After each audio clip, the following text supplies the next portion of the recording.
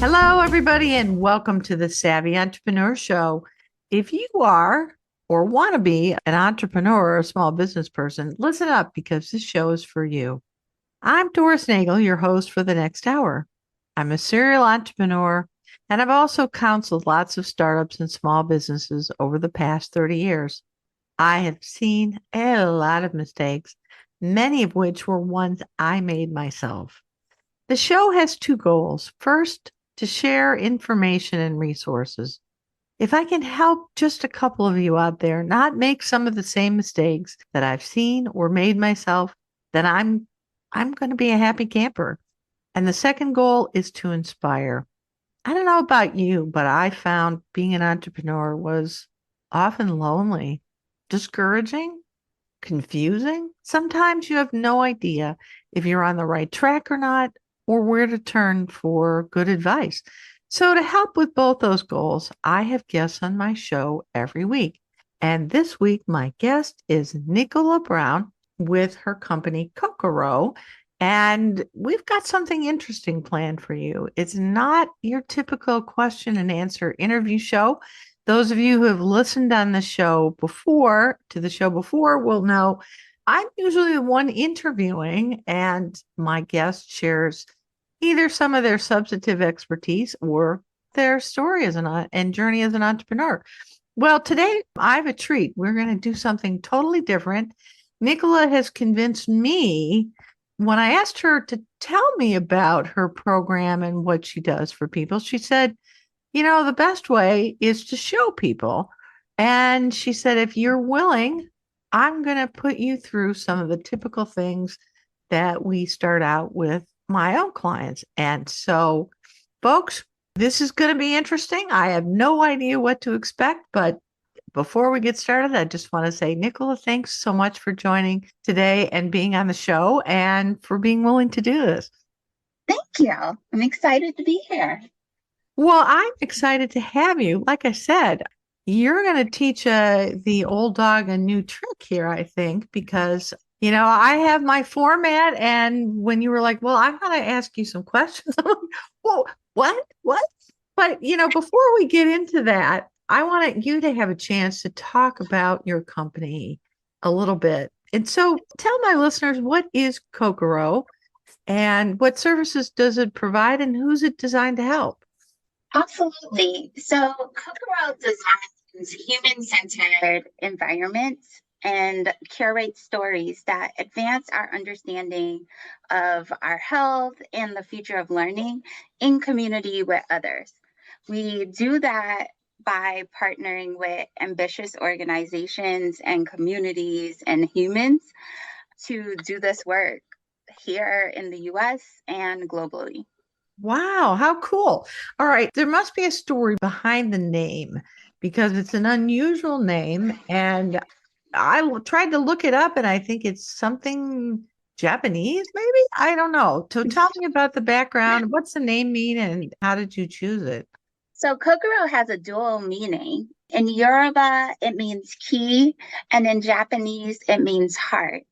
And one Ah, of the things that we thought about in naming the company was the essence that we were building a global company and wanted to have that resonance from inception. In addition, knowing that relationships and our heart is key to thriving, it's key to our businesses. Everything is only as healthy as our heart is. And so, hey, Kokoro means heart and key. yeah. So how long has Kokoro been in business and how did you decide to set up this business and go into business for yourself? So Kokoro officially has been in business since late 2018. However, the concept of Kokoro was seeded around 2016. The reason for that was noticing something that you said in your intro, Doris, that leadership and entrepreneurship is lonely.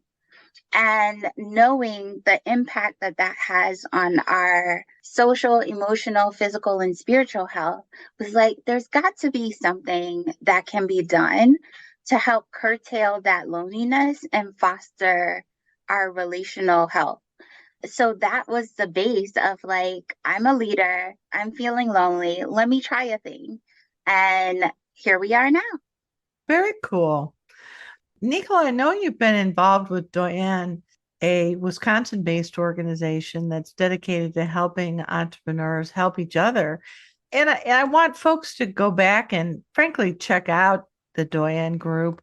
They do a lot of things online. Yes, they're based in Wisconsin and their live events are there, but they do a lot of things online. And I featured Heather Wentler, who's the executive director of Doyen, in one of my Savvy Entrepreneur interviews not that long ago. So I encourage listeners to go back and listen to this interesting interview and some of the ways Doyen helps women entrepreneurs and some of their many wonderful programs. So I just want to say a shout out to Heather Wentler for Yes. connecting me to you. So kudos to her, and I hope folks go back and listen. Our work with Doyen is supporting their entrepreneurs in their accelerator program and post program support. So, what we learned was that as you're doing this entrepreneurial journey, sometimes you have support and then all of a sudden that falls off. But that support was mainly on your business. And Kokoro designed a program that was human centered for Doyen that supports their entrepreneurs in that internal growth so that they can externally grow their company and their lives in a way that aligns with them. Take a look at the Doyen Group. They are an amazing organization. Well, Nicola, you kind of really did a nice segue into my next question, which was to ask how you help your clients. I think you gave just a little preview of how you help Doyen's clients, Yeah. but I know your suggestion was, hey, let's blast out of the past format that you have. And I think you suggested you take me along on a journey with you. So with that, I'm going to let you drive. Folks, this is a real life, non-rehearsed example of how Nicola and her company might take an entrepreneur or a group of entrepreneurs, just like me or you, on a journey. So take it away, Nicola. You, Doris. So, Doris, I'm going to invite you to take a conscious breath and just become aware of how you're breathing in this moment as you've just passed the mic to me. Not changing your breath, not modifying it in any way, just noticing it. And as you notice your breath, the first question I have for you is if your day thus far could be described as a type of weather, what would it be and why? Just so I'm understanding your question, my day to day is what kind of weather is it? Yes. It's a sunny, beautiful day. And why? Well, partly it's kind of a cheat because it is a sunny, beautiful day here in Chicago. But I love sunshine. It makes me happy. It makes me smile. It makes me grateful to be alive. And it reminds me of all the blessings I have. So I'm just a person who loves sunshine. Mmm, that's so yummy. Thank you. I would describe today as clear and balmy. Ah, And why I say that is because it's also warm and it's pleasant. And I similarly love the sunshine. So, yeah, there we have it. yeah. Well, I wouldn't say it's balmy here in Chicago. January is seldom balmy, but you're talking about how you feel, not necessarily how the weather is. Exactly. Exactly. Yeah. Okay. So, had you ever thought about how you feel as a weather? No, never have I thought of myself as weather. What brings to mind when you think of it? I don't know. It makes me feel peaceful, I guess. More connected to the world around me. That is very true. So, environmental science has found that, like, having meaningful connection to the natural world allows us to like settle in a way that's still unexplainable, but it happens. And so that simple question allows us to be present and notice nature because Mm. we're thinking about nature as we're thinking about our internal state that no one else sees but us and we share. And so my question that comes to mind right now is who is the you of now? Who is the you of now? What does that mean? So who is Doris now? In this very Like second, in this moment? in this present moment? I'm a radio show talk show host that tries to feature women and other entrepreneurs who need an extra hand or maybe could use a little visibility on what they're doing. Okay. Who else are you? I'm a mom. Okay. I'm a friend. I'm a musician. I don't know. I'm lots of things. But as we were talking about, I'm not very good at multitasking anymore. So I try not to think about all the things I am. I try to focus on what I am most at the moment. I find it keeps me from getting into too much trouble, letting my mind wander when I need to be focused on something. Mm, that's yummy, Doris, to hear that Really? you're starting to focus on one thing. So oftentimes as entrepreneurs and the entrepreneurs we get to work with and leaders, they're trying to multitask. They're trying to do so many things to keep all the balls afloat that it's hard to understand where to put attention sometimes. Oh, And yeah. it feels like that's a struggle. So I wonder if we can spend a little bit of time talking about when we have tried to hold multiple balls in the Oh, air. yeah. Yeah, that and to me, the related syndrome of the bright, shiny object. Hey, this is what I think I want to do, and this is how I think I want to do it. Oh, somebody else does that. That's cool. Maybe I should do that. Um, Hmm. that's one that I've been guilty of a lot in the past. Yeah. And that then leads to not executing or living the life that you desire because you're always running after something else, which makes it hard to have that awareness of what is taking place and how we're navigating. I think it's that. I think also sometimes when you're, I mean, this is true in life as much as it is when you're an entrepreneur, but I think sometimes when things aren't going the way you maybe had originally planned or hoped, there's a question naturally as well, should I stop? I mean, maybe I'm doing the wrong thing.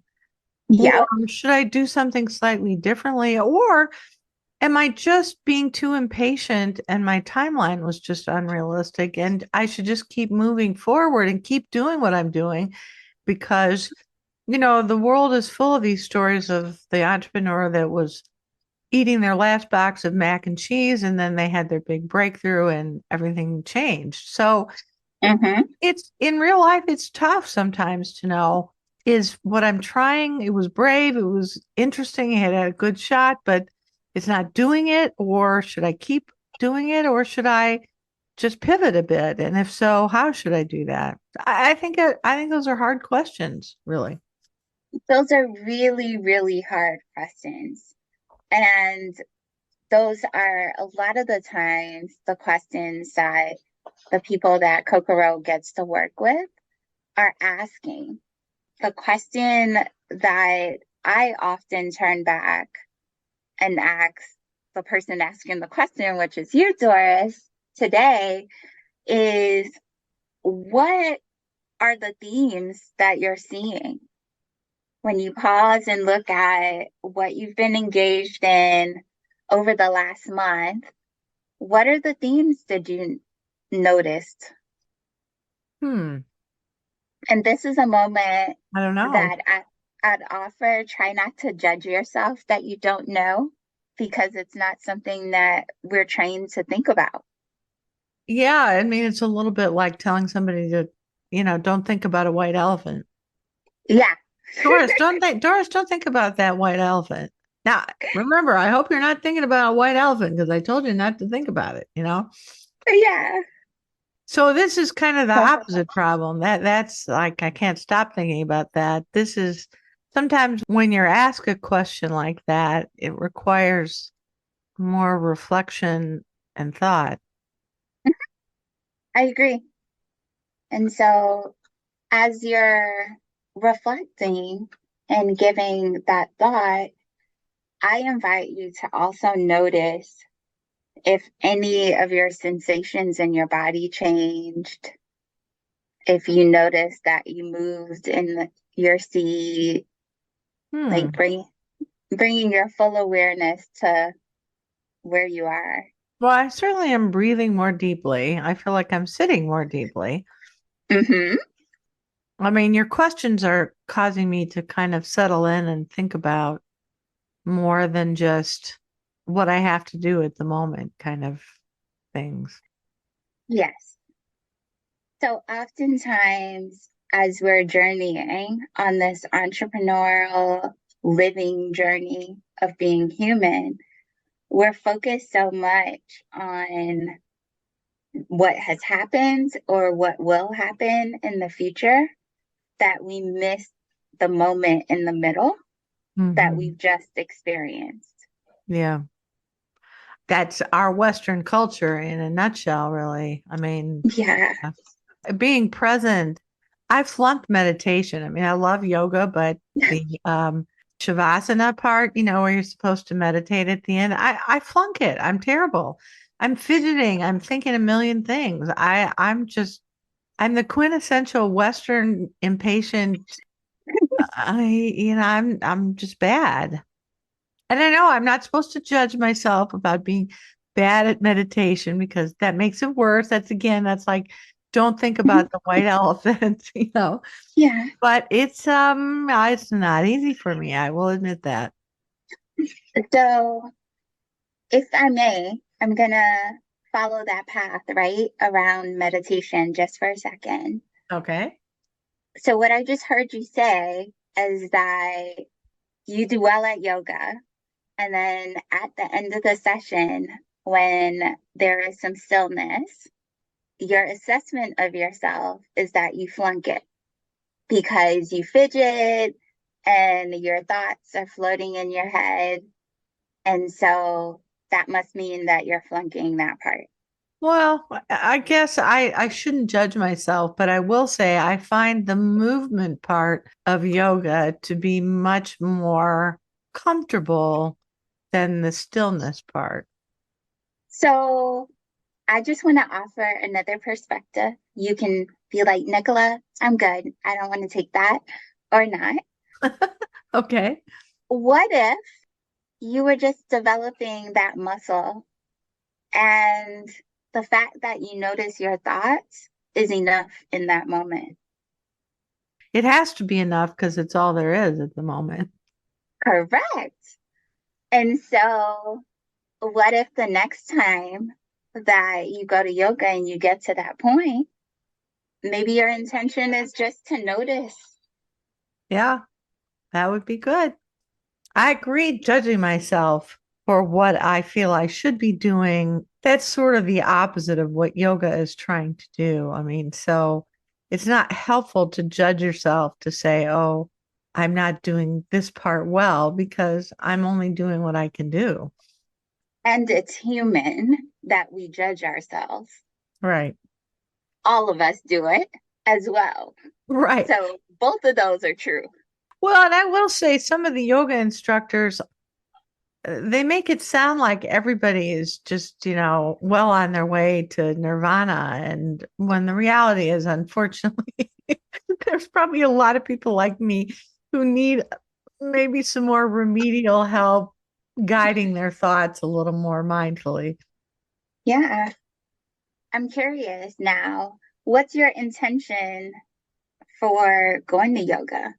What got you started? I love the stretching, the strength, and the balance. Okay. I find it very restful, and I love the way my body feels and my mind feels after I finish going to yoga. And how do you keep in mind how that feels when you're not at yoga? Oh, that's a question for a company called Kokoro because because unfortunately, like many things that we do that we enjoy or that help us, the effect is fleeting. It's like that vacation that you went on that was wonderful. And about two Mhm. days, 2 days later, it feels like it was a year ago that you took it because now all those good feelings are gone and you're back kind of in the where you were before. Yeah.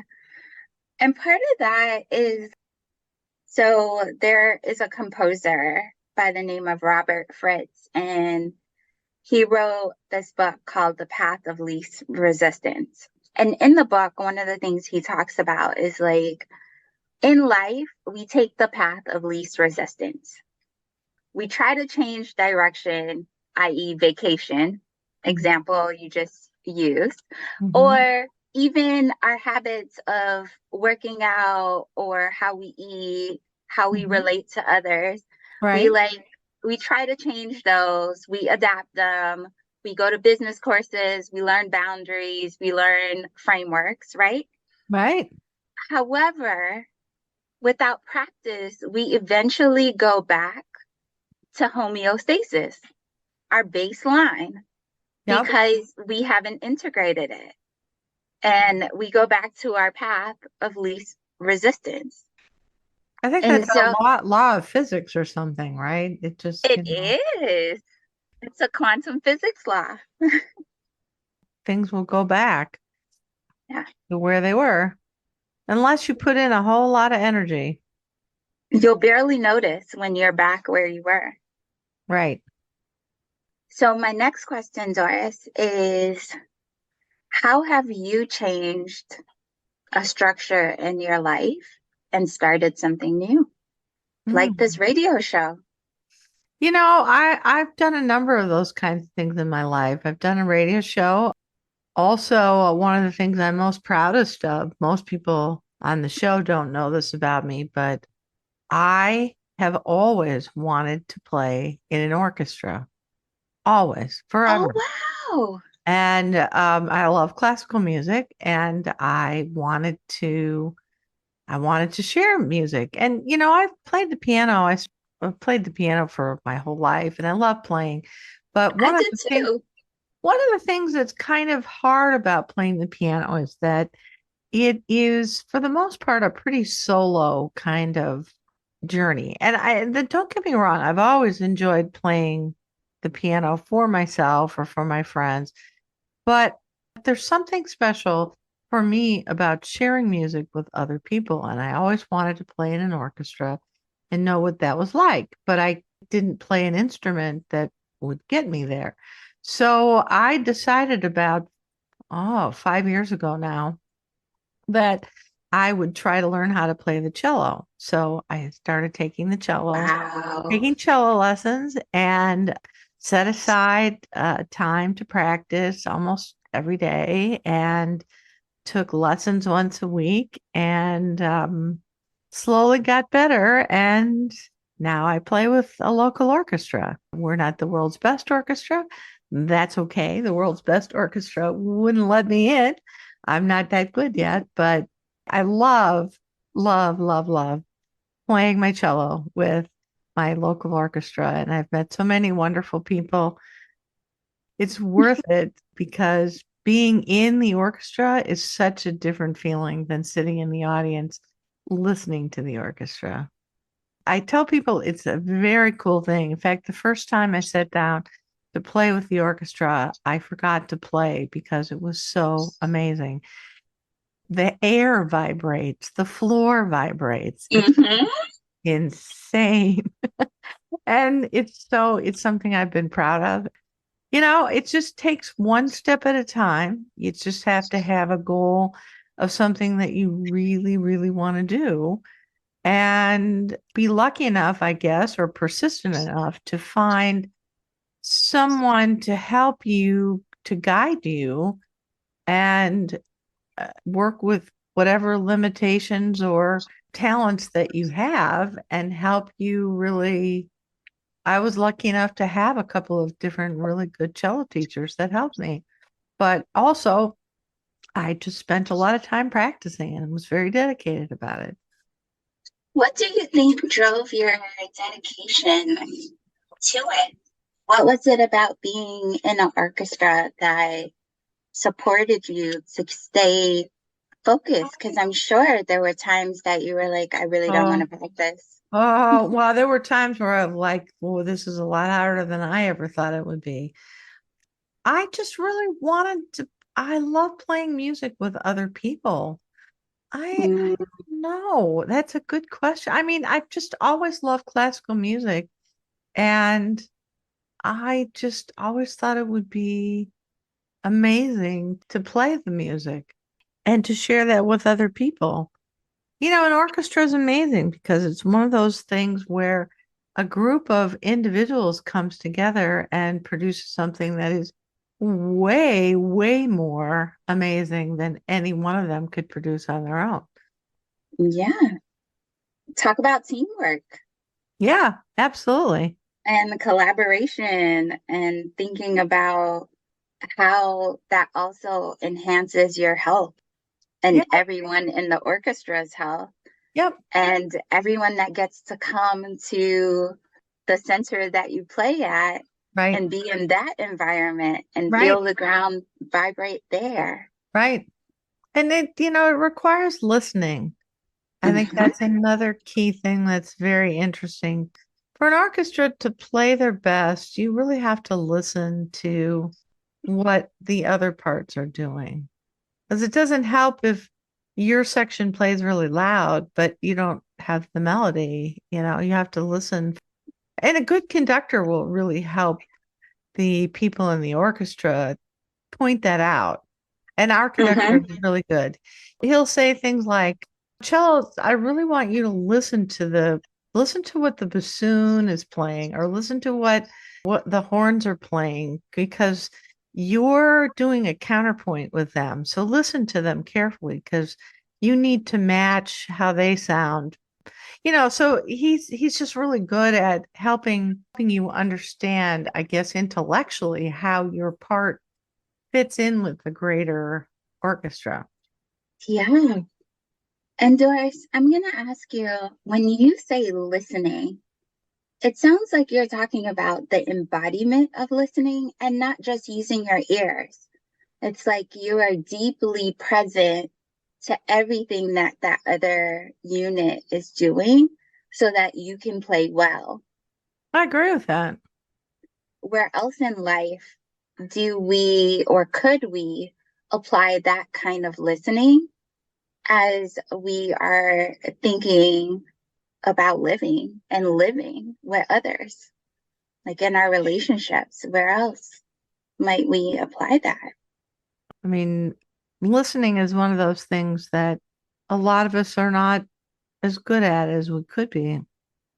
Yeah, I often find myself thinking about when did we learn to listen? I don't know that we learned. I mean, I think it's part of our makeup. Right. So innately, we know how to listen, but then when did we unlearn listening? I don't know. I can't speak for others, but I suspect some of it happens at a pretty young age when parents tell you things that they want you to pay attention to, and it's not what you want to do or hear, so you tune it out. Yeah.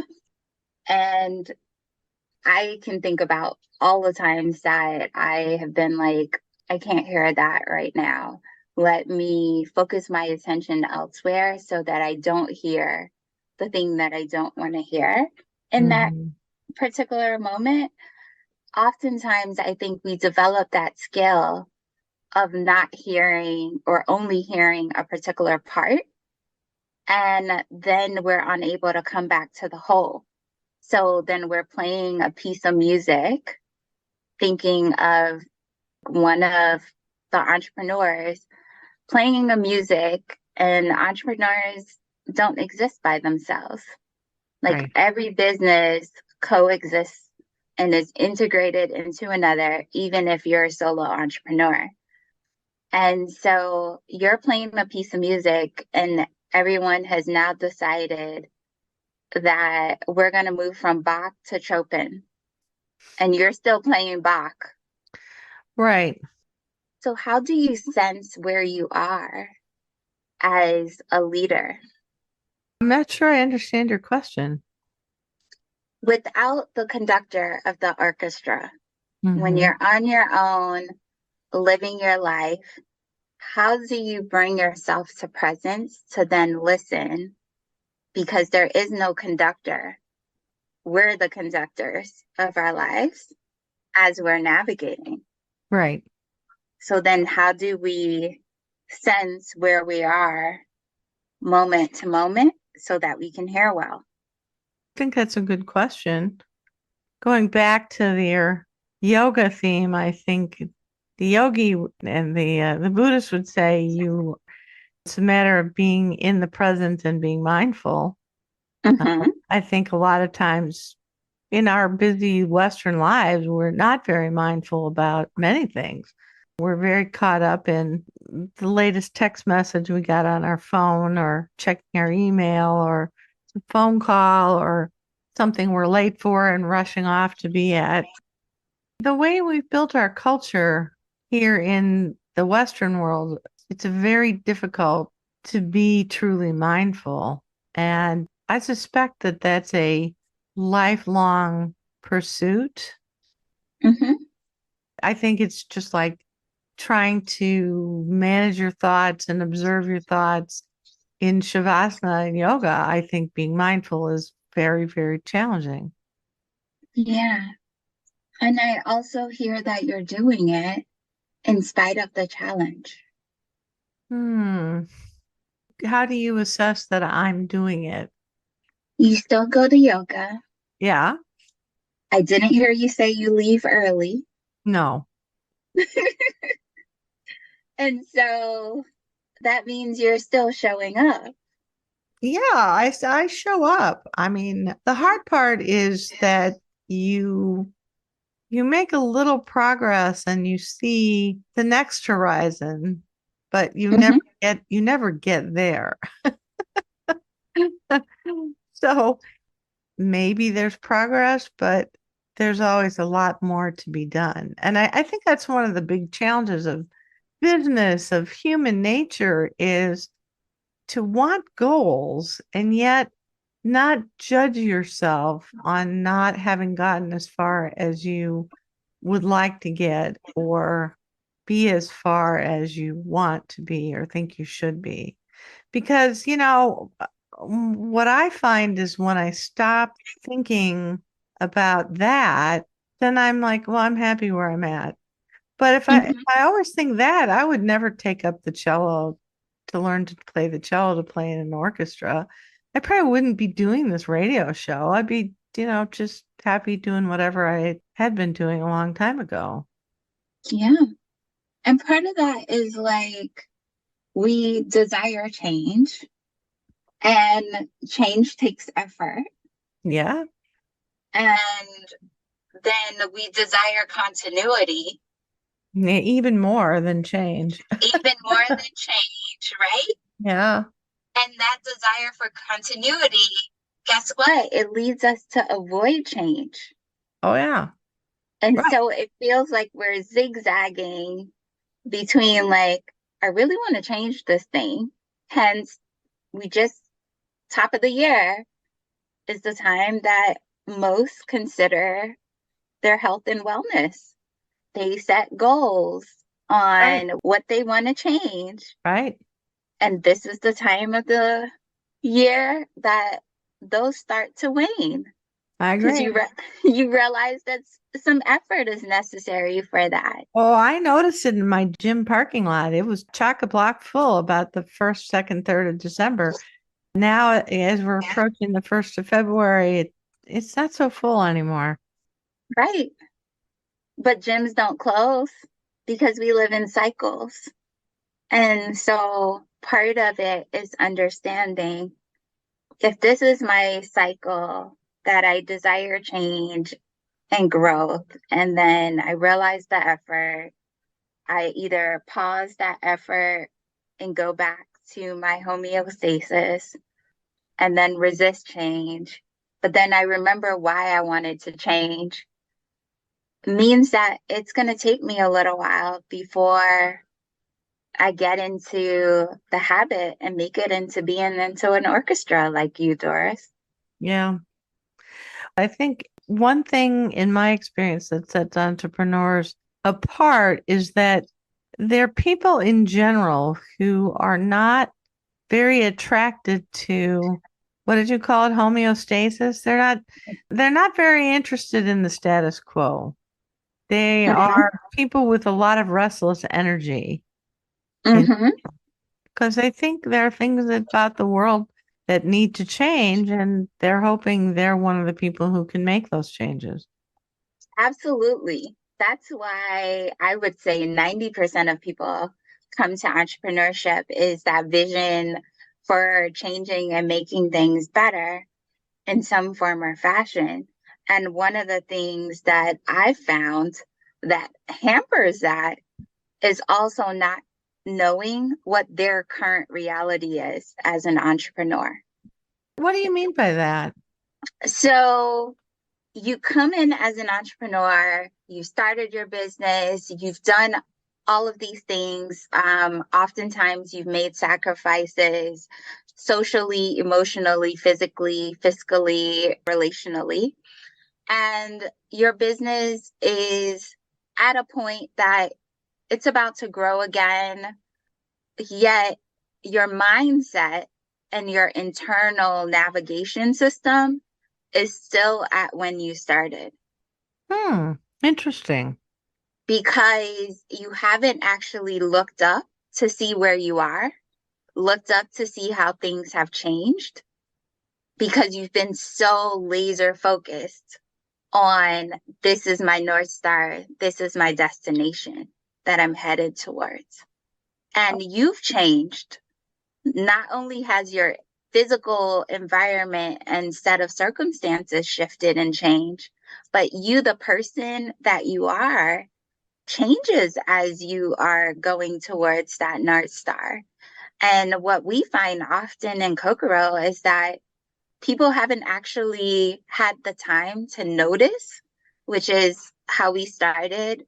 Doris, when you gave me the reins, to notice where they are today. Hmm.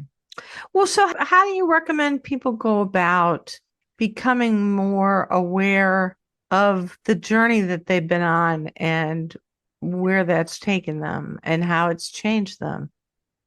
So, in our Western society, it takes a little slowing down. And I often say to go fast, you go slow because you're able to notice and become aware of the subtleties that you would bypass because you're moving so swiftly. And the visual metaphor that I use is think about if you walk around your neighborhood, what you notice as you're walking versus what you notice when you're driving. If Hmm, you do the same exact route, you would notice different things. for sure. Absolutely. Similarly, as you are building and scaling your business, oftentimes the things that we're focused on are the KPIs, the metrics, the OKRs, etc. We don't notice ourselves and how we're changing. We notice the changes in the business as a physical structure, but we don't notice the human. A business is only as healthy as the humans. Interesting. What does that make you think? It's like a piece of hard candy that you have to kind of suck on for a while and think about. I love hard candy. Yes. I like it because you can it can stay around for a long time and You can partake of it intensely, and you can crunch part of it with your teeth, and you can put it in the back of your mouth and hardly mess with it at all. It's kind of a fun thing.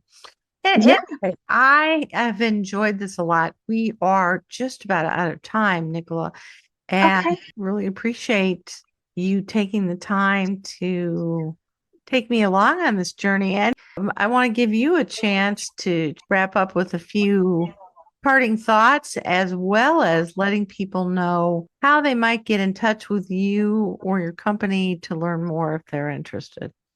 Absolutely. And Doris, I want to thank you for showing up today and exploring. And as we close, the question that I would ask you is what surprised you in our conversation today? And this is how we normally close a live conversation or a digital conversation within Kokoro, through our technology or live with a facilitator. Hmm. That's great. You're asking me what surprised me? I am. Huh.